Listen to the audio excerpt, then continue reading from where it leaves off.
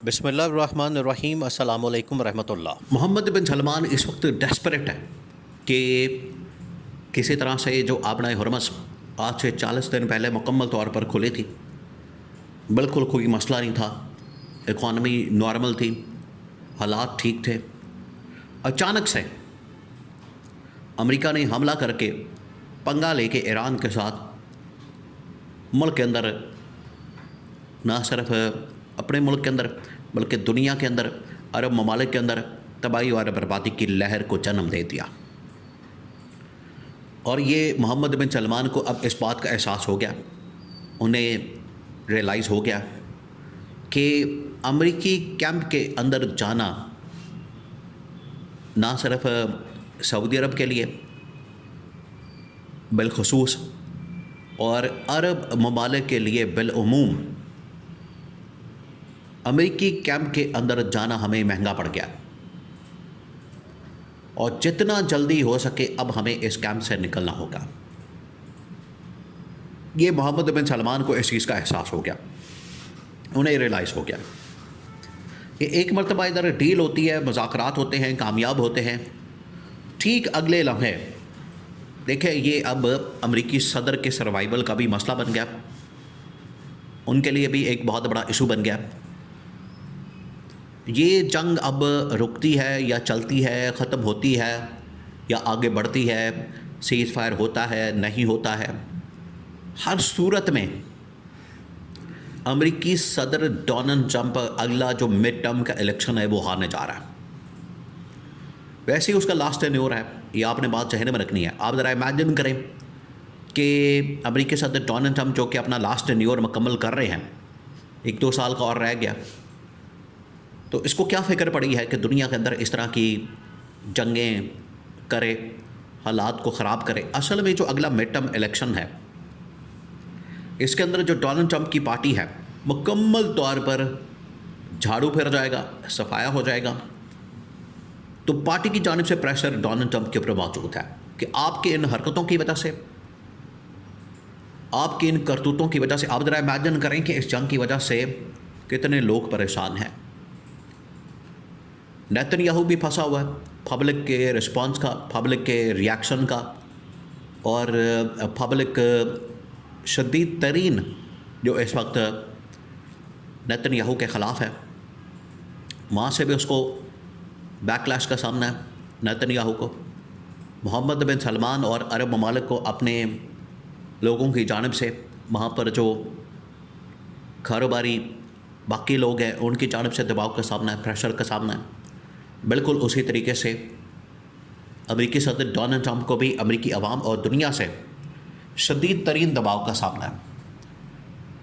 Already جو عرب ممالک ہیں وہ اس جنگ کے اندر نہیں آئے،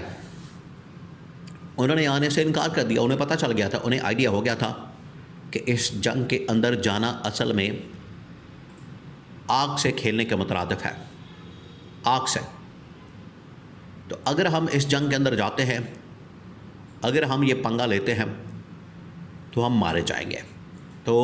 یورپین ممالک اس جنگ کے اندر نہیں گئے، اور جو ممالک اس میں گئے وہ پھنس گئے۔ اب محمد بن سلمان کو اس چیز کا آئیڈیا ہو گیا، انہیں اس چیز کا اندازہ ہو گیا کہ ایران کے ساتھ پنگا لینا کتنا بڑا مسئلہ تھا۔ انہیں اب اصل میں عمران خان کی یاد آئی ہے۔ اب آپ ذرا امیجن کریں کہ اس موقع پہ، اسٹیج پہ انہیں عمران خان کی یاد کیوں آئی۔ آپ ذرا وہ سین ذہن میں لائیں جب عمران خان محمد بن سلمان کے ساتھ، آیت اللہ خامنائی کے ساتھ، اس وقت کے صدر کے ساتھ، ابراہیم رئیسی کے ساتھ ملاقاتیں کر رہے تھے، اور دونوں کے درمیان، سعودی عرب اور ایران کے درمیان دوستی کے لیے، پیچ اپ کے لیے بھاگ دوڑ کر رہے تھے۔ اس وقت تو کسی کو آئیڈیا نہیں تھا، اندازہ نہیں تھا کہ یہ دوستی کتنی فائدہ مند ہے، اس دوستی سے کتنا فائدہ ہوگا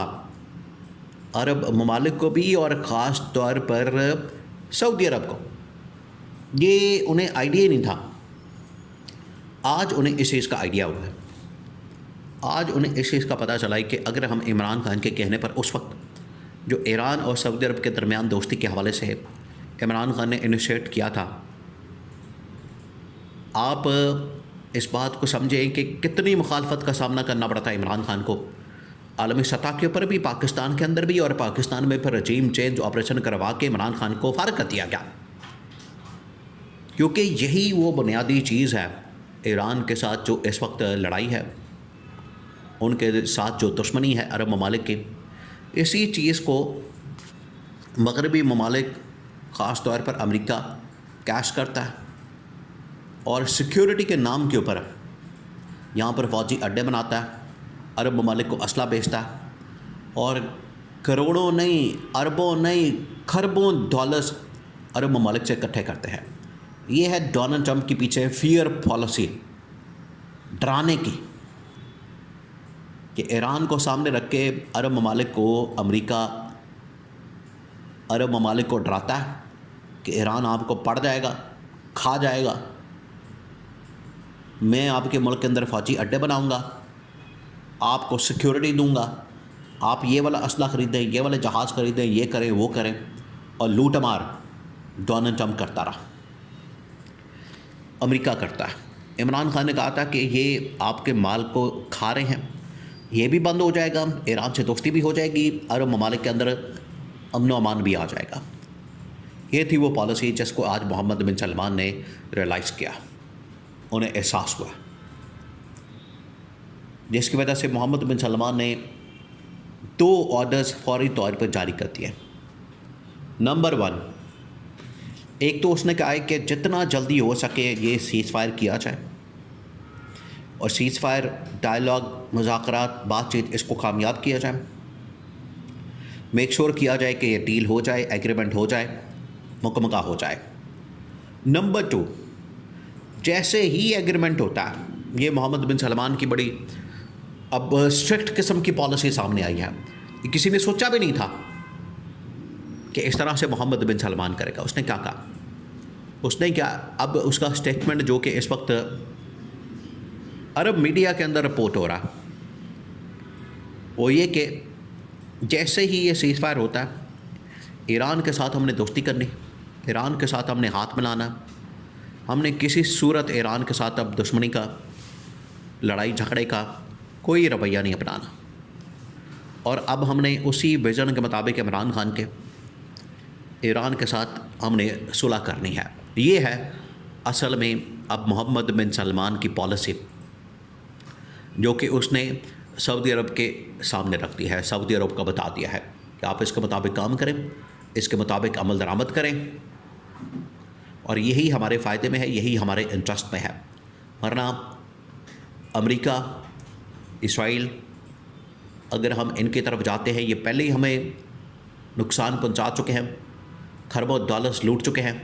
مزید اب ہم ان کی دوستی افورڈ نہیں کر سکتے۔